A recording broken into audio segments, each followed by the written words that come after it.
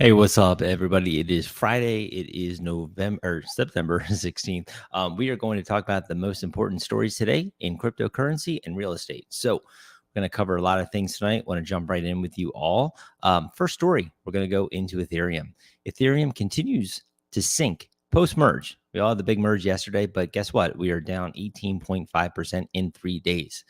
Now, according to Decrypt, there are two factors that could have altered the trajectory of it just going to the moon, right?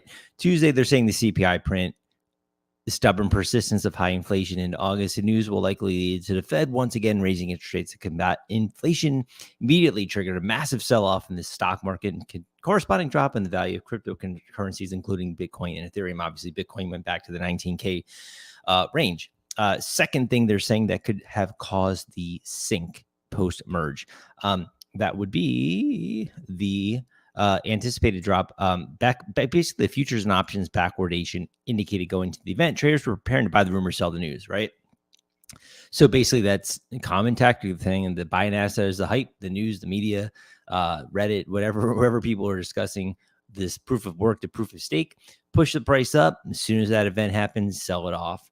Then you'll get your short-term gains, make off with the profit and go, right? We had 21K Bitcoin a couple days ago, and now we're back to 2K short-term gains, right? So that could be it. We don't know. This is new. Obviously, the merge itself was successful, but the aftermath of the price was not.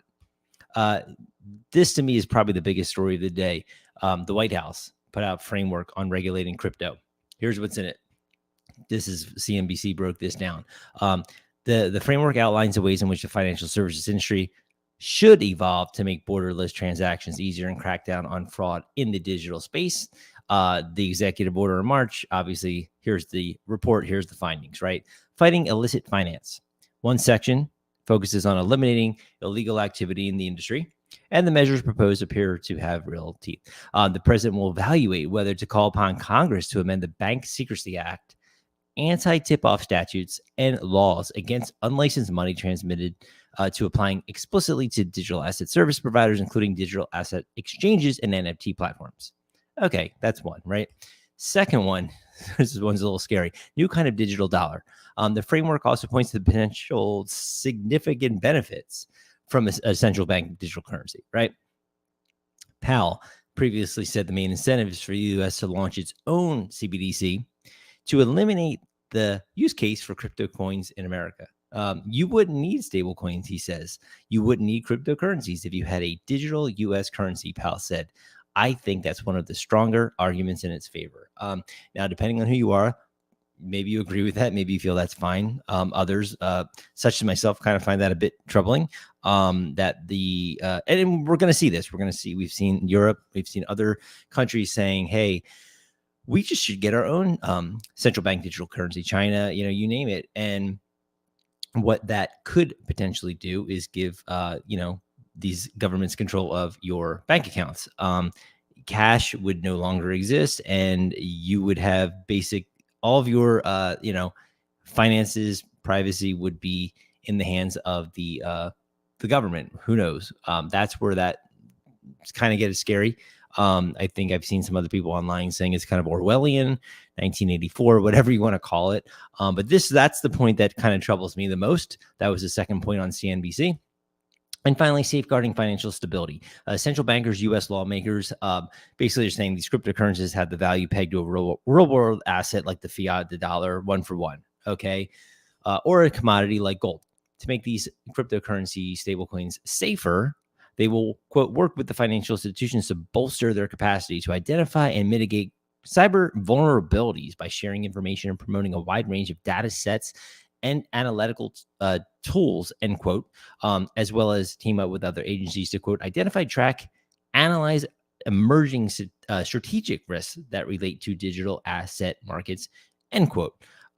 Safeguarding, I'm sure no one has an issue with safeguarding their assets. However, what that's going to imply or that's going to integrate, I think is what we really need to dive into, and we'll know more in the future. But when they say a wide range of data sets and tools, kind of up for discussion as to what those are going to be once introduced and perhaps implemented. Okay, moving on here, probably hand in hand with why we got this executive order was one of the original, the OGs, Celsius, bankrupt lender, wants to sell its $23 million worth of stablecoin holdings. However, it's not to give it back to creditors. What they want to do is to pay their daily operations. So they want money just to pay for their operating costs, essentially, right? So they want to sell these stable coins to pay for operating costs. They obviously released the coin report on Wednesday, revealing it has $2 billion in liabilities from various cryptos. Its stable coin holdings amount to about 23 mil. So if they sell these, they figure, oh, hey, we can, keep the ship going. I talked the other day about their new idea of just being a custodian called Kelvin. It's your money if you want to throw it back into the Celsius ring, but there you go. That's obviously what the White House is talking about when you want to look at the other side of things. Finally, here's some positive news for if you're a Coinbase holder in terms of stock or just into Coinbase in general. They could earn $1.2 billion in revenue next year just from higher interest rates. Okay, they have a joint venture with Circle USDC. That could be about $700 million of incremental revenue. Okay, this is a JP Morgan estimate, right? They formed a joint venture with them called the Center Consortium, shared interest income on the USDC reserve. Additional ways are from customer fiat and its corporate cash balance, meaning that would be your 700 plus your other 5.2 would add up to roughly an estimated $1.2 billion of added revenue next year for Coinbase. So good for them, right? Moving into real estate, most vulnerable housing markets. We have California, we have New Jersey, and we have Illinois. This is broken down from Q2 patterns based on gaps in home affordability, underwater mortgages, foreclosures, and employment, right? So those are the three states that had 33 of 50 counties that are most most vulnerable to these potential declines. The 50 at most included 9 in and around the New York City area, 6 in Chicago Metro, 13 spread in Northern, Central, and Southern California. The rest of the 50 were in the U.S., including Philly, Metro, and the other end of the risk spectrum. South and Midwest had the highest concentration, considered to be least vulnerable to these falling housing markets, right? So maybe you have something in Tennessee, you're in Florida, Texas, right? You're much less vulnerable than New York Metro, California, according to this, all three sections, north, south, central, and the Chicago Metro, three big cities, New York, LA, Chicago, right? They're our top three markets. So most vulnerable to this, housing between, again, the home affordability, people that are underwater, their foreclosures, and just general unemployment in those markets. Finally, going to end it here with some more real estate. Housing market, right? Sellers, we saw 6% interest rates this week.